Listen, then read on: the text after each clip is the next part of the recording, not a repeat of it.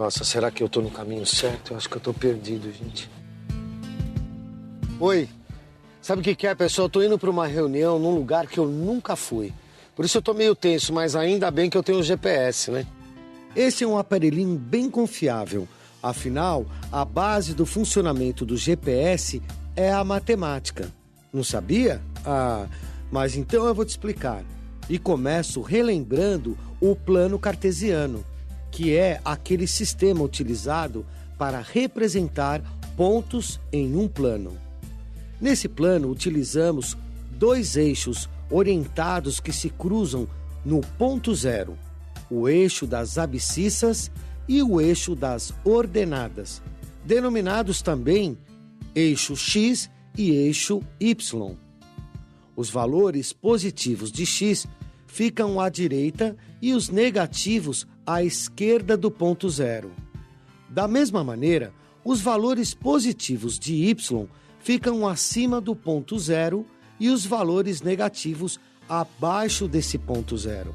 Os pontos do gráfico são determinados pelos pares ordenados, onde uma coordenada do eixo X é relacionada a uma coordenada do eixo Y. E aí, lembrou o que é plano cartesiano? É ele que a gente usa para representar as funções em um gráfico e também é a base do sistema utilizado pelo GPS para localizar endereços, rotas e tudo mais. O GPS é um sistema desenvolvido pelos americanos que, no fundo, se observa sinais de rádio transmitidos por satélites e calcula sua posição em terra. Então tem a latitude e longitude.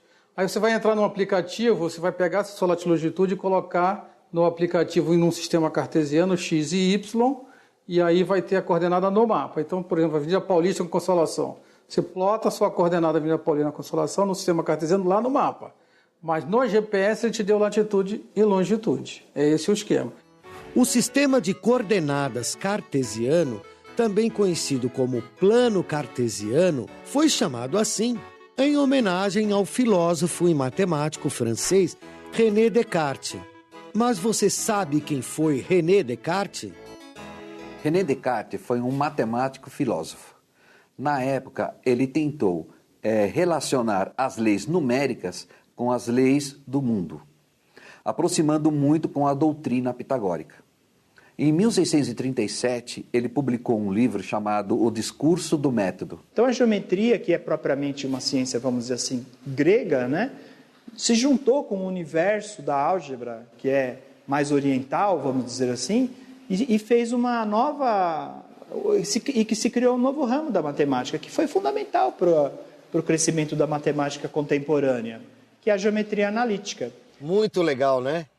Foi Descartes que descobriu a forma de traduzir a equação algébrica em gráfico e vice-versa, e também a resolver problemas geométricos usando a álgebra, e problemas de álgebra usando a geometria. É o que chamamos de geometria analítica.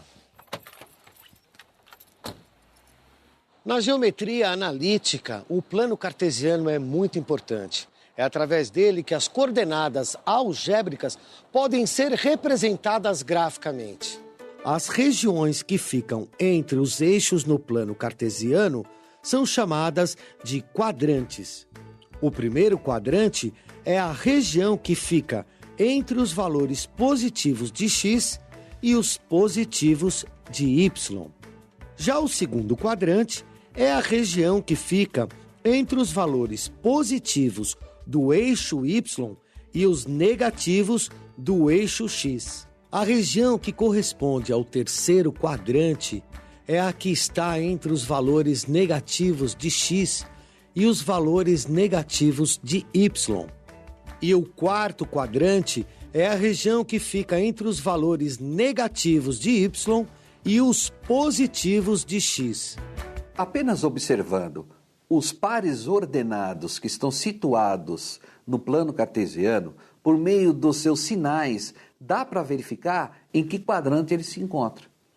Por exemplo, se eu pego o par ordenado -2 e 5, eu posso verificar que o x é negativo e o y é positivo. Essa disposição me indica que esse ponto está no segundo quadrante. De outra forma, eu posso pegar o ponto 5 e menos 2, onde o x é positivo e o y é negativo. Isso me indica que esse ponto está no quarto quadrante. É aqui. Só que eu cheguei adiantado, né? É que eu tava com medo de me perder no caminho e acabei chegando adiantado. Bom, sabe o que eu vou fazer? Eu vou dar uma olhada aqui no GPS para ver se tem um lugar aqui perto que eu posso tomar um café, um suco. Quer ver? Se eu seguir reto nessa direção, tem um lugar aqui perto. Será que está longe? Ah, está aqui a distância. 900 metros. Não é muito não. Eu vou a pé mesmo. Bom, aqui o próprio GPS calculou. Agora, você sabe determinar a distância entre dois pontos de um gráfico? Vamos imaginar dois pontos no plano cartesiano, A e B, com coordenadas XA, YA, XB, YB. E a distância com um segmento de reta AB.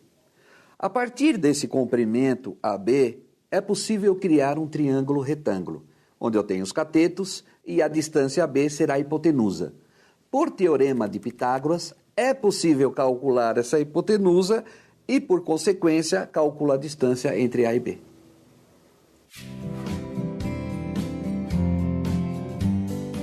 Você sabe o que eu acho mais interessante na matemática?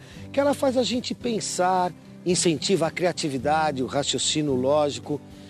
E a mente se exercita muito quando a gente tenta resolver um problema matemático. E problemas matemáticos estão por toda parte.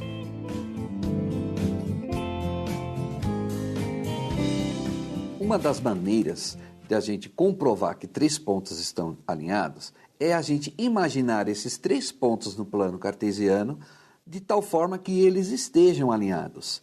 E construir dois triângulos retângulos utilizando esses três pontos.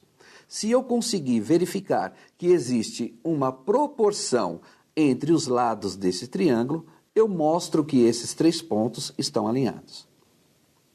Um outro método para comprovar o alinhamento entre três pontos num plano cartesiano é o método da multiplicação cruzada da matriz. Eu vou pegar esses elementos dos pontos que estão dispostos no plano cartesiano e vou montar uma matriz e vou multiplicar os seus elementos. Se o resultado for zero, esses três pontos estão alinhados. Caso contrário, eles não estão alinhados. Ufa, eu achei que era perto. Já estou cansado. Deixa eu dar uma olhada aqui no GPS. O pior é que eu tô só na metade do caminho. Bom, mas vamos nessa, vai. Para determinar as coordenadas de um ponto médio entre dois pontos dado no plano cartesiano, eu vou proceder da seguinte forma. Dado o ponto A, XA, YA, ponto B, XB, YB, eu vou determinar M por meio da soma das coordenadas de XA mais XB dividido por 2, eu encontro o XM. Somo YA mais YB e divido por 2, eu encontro o YM. Encontrando esses dois valores, eu encontro a coordenada M, que é o ponto médio entre A e B. Quer saber de uma coisa? Eu vou ter que esperar lá perto do prédio mesmo, senão eu vou chegar atrasado. Sabe uma outra coisa que eu estava pensando? A gente já viu como determinar a distância entre dois pontos e verificar o alinhamento entre três pontos e determinar o ponto médio de um segmento de reta, né? Mas se a gente conhece dois pontos de uma reta e quiser determinar outros pontos da mesma reta, como é que eu faço? Vamos imaginar no plano cartesiano dois pontos e uma reta que passa por esses dois pontos. E infinitos pontos além desses dois pontos A e B. Existe um ponto genérico, XY, que faz parte dessa reta. Logo, esses três pontos que nós vamos considerar estão alinhados. Eu posso determinar uma lei matemática ou uma equação que representa essa reta por meio da multiplicação cruzada de matriz. Quando eu faço esse método, eu vou encontrar uma reta do tipo ax mais by mais c igual a zero, já que esses 3 pontos estão alinhados. Tendo essa equação, eu posso encontrar qualquer ponto pertencente a essa reta. Pois é, mas nem só de retas vive a geometria analítica. Também é possível representar uma ou mais circunferências a partir de equações. Você duvida? Uma circunferência também pode ser representada no plano cartesiano. Logo, ela vai ter uma equação que a represente. Vamos imaginar um ponto C, que é o centro dessa circunferência, com a coordenada xy, mas vamos chamar de A e B, minúsculo. E um raio que a sua extremidade vai ser um ponto xy que pertence ao contorno dessa circunferência. Esse raio, eu posso construir um triângulo retângulo. E o raio vai ser a hipotenusa desse triângulo retângulo. Logo, por teorema de Pitágoras, eu posso demonstrar que a equação da circunferência vai ser r² igual x menos a ao quadrado mais y menos b ao quadrado. Bom, agora que a gente já aprendeu o que é geometria analítica, tá na hora de eu ir para minha reunião. E hoje eu tenho um cliente novo, espero que dê tudo certo. Me desejo boa sorte, pessoal. Valeu, até!